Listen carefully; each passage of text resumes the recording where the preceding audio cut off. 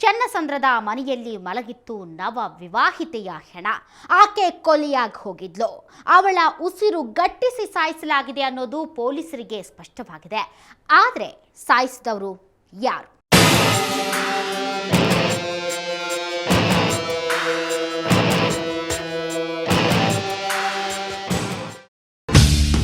ಆವತ್ತು ಹೇಮಾ ಆತ್ಮಹತ್ಯೆಗೆ ಪ್ರಯತ್ನಿಸಿದಾಳೆ ಅನ್ನೋ ಸುದ್ದಿ ಕೇಳಿ ಸ್ಥಳಕ್ಕೆ ಬಂದ ಆಕೆಯ ಅಣ್ಣ ಹರೀಶ್ ನೋಡಿದ್ದು ಕೊಳೆತು ನಾರ್ತಿದ್ದ ಶವಾನ. ಅವಳನ್ನ ಪ್ರೀತಿಸಿ ಮದುವೆಯಾಗಿದ್ದ ಹುಡುಗನೇ ಕಥೆ ಮುಗಿಸಿ ಕಾಲ್ ಕಿತ್ತಿದ್ದಾನೆ ಅಂತ ಹೇಳಲಾಗ್ತಿತ್ತು. ತಕ್ಷಣ ಹೋಗಿ ಅಲ್ಲಿ ನೋಡಿದಾಗ ಆಲ್ರೆಡಿ 3 days ಆಗಿದೆ ಎಕ್ಸ್ಪೈರಿ ಆಗಿ ಅಂತ ಅಲ್ಲಿ ನಮಗೆ ಇನ್ಫಾರ್ಮೇಷನ್ ಸಿಕ್ತು. ಒಳಗೆ ಹೋಗಿ ನೋಡೋಕ್ಕೆ ನನಗೆ ಇಂಟ್ರೆಸ್ಟ್ ಇರಲಿಲ್ಲ, ಬೇಜಾರಾಗಿತ್ತು. ಆಮೇಲೆ ನನ್ನ ತಂದೆ ತಾಯಿಯವರೆಲ್ಲ ಬಂದರು, ಒಳಗೆ ಹೋಗಿ ನೋಡಿದ್ರು. ಆ್ಯಕ್ಚುಲಿ ಪೊಲೀಸ್ನವರು ಇವರು ಮಾತಾಡ್ಕೊಳ್ಳೋ ಪ್ರಕಾರ ನೋಡಿದ್ರೆ ಇವರೇನೋ ಪಿಲ್ಲೋನ ಇಟ್ಟು ಏನೋ ಇದನ್ನು ಮಾಡ್ದಂಗೆ ಇದೆ, ಮರ್ಡ್ರ್ ಮಾಡ್ದಂಗೆ ನಮ್ಗೆ ಅನಿಸುತ್ತೆ. ಈಗ ಬರುತ್ತೆ ಮಾಡಿರ್ಬೇಕು, ಯಾಕೆಂದರೆ ಅವತ್ತಿಂದ ಅವನು ಆಫೀಸ್ ಕಡೆನೂ ಗಮನ ಕೊಟ್ಟಿಲ್ಲ, ಫೋನ್ ಕಾಲ್ಸು ಅಟೆಂಡ್ ಮಾಡಿಲ್ಲ, ಸ್ವಿಚ್ ಆಫ್ ಇದೆ, ಮೆಸೇಜು ಇಮೇಲ್ಸು ಏನೂ ರಿಸೀವ್ ಮಾಡ್ತಾಯಿಲ್ಲ. ಇನ್ನೊಂದು ಯಾರ ಕೈಗೂ ಸಿಕ್ಕಿಲ್ಲ. ಈ ಒಂದು ಉದ್ದೇಶದಿಂದ ನಾವು ಈಗ ಅವನ ಮೇಲೇ ಡೌಟ್ ಪಡ್ತಾಯಿದ್ವಿ. ಅವನೇ ಮಾಡಿರಬೇಕು, ಅವನೇ ಕಾರಣ, ಅವನೇ ಕೊಲೆ ಮಾಡಿರಬೇಕು ಅಂತ ಅನ್ಸೋದಕ್ಕೆ ಕಾರಣ ಆತ ಗಾಯಬಾಗಿದ್ದು ಕಳೆದ 3-4 ದಿನಗಳಿಂದ. ಅಂದ್ರೆ ಹೇಮಾ ಸತ್ತಾಗ್ಲಿಂದ ಭರತ್ ಮನೇಲಿರ್ಲಿಲ್ಲ, ಕೆಲಸಕ್ಕೂ ಹೋಗಿಲ್ಲ. ಆದ್ರೆ ಇವನು ಹೆಂಡತಿನ ಕೊಂದದ್ದಾದ್ರೂ ಯಾಕೆ? ಹಣಕ್ಕಾಗೋ ಅಥವಾ ಇನ್ನೇನಕ್ಕೋ ಮೋಸ ಮಾಡಿ ಮರ್ಡರ್ ಮಾಡೋ ಮಟ್ಟಕ್ಕೆ ಹೋಗೋ ಹುಡುಗ ಅವನಾಗಿದ್ರೆ ಒಳ್ಳೆ ಮುಹೂರ್ತ ನೋಡಿ ಅಕ್ಕಪಕ್ಕದವರಿಗೆ ಇನ್ವಿಟೇಷನ್ ಕೊಟ್ಟು ಮದುವೆ ಮಾಡ್ಕೋತಿದ್ನ. 11 ಗಂಟೆ ನೈಟಲ್ಲಿ ಆ ಆಂಟಿನ ಕರೆದು ಅಷ್ಟನ್ನೆಲ್ಲ ತಿಕ್ಕಿಸ್ಕೊಂಡು ಬಳೆ ಎಲ್ಲ ಹಾಕ್ಸ್ಕೊಂಡು ಎಲ್ಲ ರೆಡಿ ಮಾಡ್ಕೊಂಡ್ಲ ಹುಡುಗಿ. ಬೆಳಿಗ್ಗೆ ಹೋಗೋ ದೇವಸ್ಥಾನದಲ್ಲಿ ತಾಳಿ ಕರ್ಕೊಂಬಂದ. ಇದ್ದು ಚೆನ್ನಾಗೇ ಇದ್ದರು. ನಂದು ನಾಳೆ ಅದೇ ಭಾನುವಾರ ರಿಸೆಪ್ಷನ್ ಅಂದರೆ ಶನಿವಾರ ಬಂದ್ಬಿಟ್ಟು ಹುಡುಗರಿಗೆ ತಿರುಗಾಡ್ತಾಯಿದ್ರು. ಬಾಲ್ ಹೋಯ್ತು. ಅವಾಗ ಬಂದರು ಆಚೆ ಬಂದು ಮಾತಾಡ್ತಿದ್ರು. ನಮ್ಮ ಅಪ್ಪನೂ ಮಾತಾಡಿದ್ರು, ನಾನು ಮಾತಾಡಿದೆ. ಚೆನ್ನಾಗಿ ಮಾತಾಡಿದ್ರು ಅವರು. ಯಾರು ಲೇಡಿನ? ಆ ಹುಡುಗಿ ಅಮ್ಮನೂ ಮಾತಾಡ್ತಾ ಅವನು ಮಾತಾಡ್ತಾರೆ, ಚೆನ್ನಾಗಿ ಮಾತಾಡಿದ್ರು. ಆಯಿತು. ತಿರ್ಗಿ ಇನ್ನು ಮಾರನೇ ದಿನದಿಂದ ಬೆಳಿಗ್ಗೆ ಎಲ್ಲ ಪಾರ್ಟಿ. ಖುಷಿಯಾಗಿ ಇರೋದನ್ನ ನೋಡಿದ ಜನ ಗಂಡ ಹೆಂಡತಿ ಮನೇಲಿಲ್ಲ ಅನ್ನೋದನ್ನು ಅಬ್ಸರ್ವ್ ಮಾಡಿದ್ರು.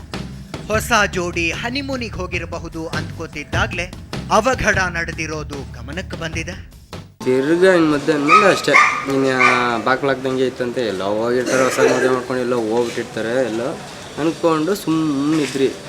ಅವನು ಪಾರ್ಟಿ ಏನು ಮಾಡೋನೆ ಸಾಯಿಸ್ಬಿಟ್ಟು ಒಳಗಡೆ ಕ್ಲೀನಾಗಿ ಎಲ್ಲ ಕಾಲ್ ಮಾಡಿ ಅದು ಬೀಗನ ಹಾಕಿಲ್ಲ ಫ್ರೆಂಟು, ಸುಮ್ಮನೆ ಚಿಲ್ಕ ಹಾಕೊಂಡು ಹೋಗ್ಬಿಟ್ಟವನೆ. ಆಮೇಲೆ ಅವ್ರ ಆಫೀಸಿಂದ ಫೋನ್ ಮಾಡೋರು ಅವನಿಗೆ. ಅವನು ಏನು ಮಾಡ್ತಾನೆ, ಮೊಬೈಲ್ ಒಳಗೆ ಬಿಟ್ಬಿಟ್ಟವನಲ್ಲ, ಫೋನು ಎತ್ತವ್ರಿಲ್ಲ ಏನಿಲ್ಲ. ಲಾಸ್ಟಲ್ಲಿ ಅವನು ಕೆಲಸ ಮಾಡ್ತಾನೆ ಆಫೀಸಲ್ಲಿ.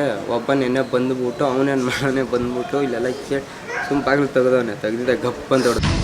ವಿಚಿತ್ರವಾಗಿದೆ ಅಲ್ವಾ? ಭರತ್ ಪ್ರೀತಿಸಿ ಮದುವೆಯಾದವಳನ್ನ 6 ದಿನಗಳಲ್ಲಿ ಮರ್ಡರ್ ಯಾಕೆ ಮಾಡ್ತಾನೆ ಅನ್ನೋ ಪ್ರಶ್ನೆಯ ಜೊತೆಗೆ ಕೊಲೆ ಮಾಡಿದವನು ಹೆಣ ಸಾಗಿಸೋ ಪ್ರಯತ್ನ ಯಾಕೆ ಮಾಡಲಿಲ್ಲ? ಮನೆಯ ಬಾಗಿಲಿಗೆ ಬೀಗಾನು ಹಾಕದೆ ಯಾಕೆ ಹೋದ?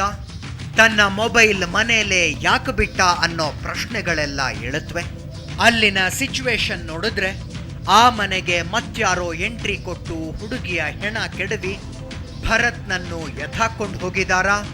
ಅವನು ಮರ್ಡರ್ ಆಗಿದಾನ? ಅಥವಾ ಅವನೇ ಏನೋ ಮಾಡೋದಕ್ಕೆ ಹೋಗಿ ಇನ್ನೇನೋ ಆಯ್ತಾ ಅನ್ನೋ ಪ್ರಶ್ನೆಗಳು ಏಳತ್ವೆ. ಇಲ್ಲ ಯಾವುದೋ ಸಿಟ್ನಲ್ಲಿ ಸಾಯಿಸಿ ಎಸ್ಕೇಪ್ ಆಗಿದ್ರು ಆಗಿರಬಹುದು. ಆದರೆ ಆ ಮನುಷ್ಯ ಈಕೆಯನ್ನ ಕೊಲ್ಲೋ ಉದ್ದೇಶ ಇಟ್ಕೊಂಡೇ ಅಂತೂ ಮದುವೆಯಾಗಿರ್ಲಿಕ್ಕಿಲ್ಲ. ಜೊತೆಗೆ ಭರತ್ ಬಗ್ಗೆ ಅಕ್ಕಪಕ್ಕದ ಜನ ಇನ್ನೊಂದು ವಿಚಿತ್ರ ವಿಷಯ ಹೇಳ್ತಾರೆ. ಅವನು ಸಾಫ್ಟಾಗೆ ಮಾಡ್ತಿದ್ನ, ಮತ್ತು ಅವನಿಗಾಲೇ ಮೂರನೇ ಮದುವೆ ಅಂತಿದ್ದು. ಇದು 3ನೇ ಹುಡುಗಿ ಅಂತ.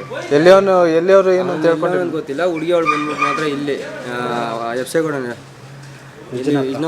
ವಿಜಯಪುರ ಅಲ್ಲಿ ರೆಡ್ಡಿಸ್ ಅವ್ರಿ ಹುಡುಗಿ. ರೆಡ್ಡಿಸ್ ಅವರು ಹುಡುಗ ಬಂದೆ ಕನ್ನಡದ ಅವನು ಗೌಡ ಅಂತ. ಆದರೆ ಅವ್ನು 3ನೇ ಮದುವೆ ಅಂತಿದ್ದ. ಇದು ನಿಜಾನ? ಭರತ್ಗೆ ಈಗಾಗಲೇ 2 ಮದುವೆಗಳಾಗಿದ್ವಾ? ಅವುಗಳಿಂದ ಡಿವೋರ್ಸ್ ತಗೊಂಡಿದ್ನ? ಭರತ್ ಮತ್ತು ಹೇಮಾರ ಹಿಂದಿನ ಮದುವೆಗಳಿಗೂ ಇವತ್ತು ನಡೆದಿರೋ ಅನಾಹುತಕ್ಕೂ ಸಂಬಂಧ ಇದೆಯಾ? ಆ ಎಲ್ಲ ಪ್ರಶ್ನೆಗಳಿಗೂ ಉತ್ತರ ಸಿಗೋದು ಪೊಲೀಸರ ತನಿಖೆಯಾದ ಮೇಲೆ. ಸದ್ಯಕ್ಕೆ ರಾಮಮೂರ್ತಿ ನಗರದ ಪೊಲೀಸರು ಭರತ್ನ ಹುಡುಕಾಟದಲ್ಲಿದ್ದಾರೆ. ಅವನು ಎಲ್ಲಿದ್ದಾನೆ, ಹೆಂಗಿದ್ದಾನೆ ಅನ್ನೋ ಮಾಹಿತಿ ಸಿಕ್ಕಿಬಿಟ್ರೆ ಅರ್ಧ ಕೇಸು ಬಗೆಹರಿದಂಗೆ. ಆದಷ್ಟು ಬೇಗ ಸತ್ಯಾಸತ್ಯತೆ ಹೊರಗೆ ಬರಲಿ.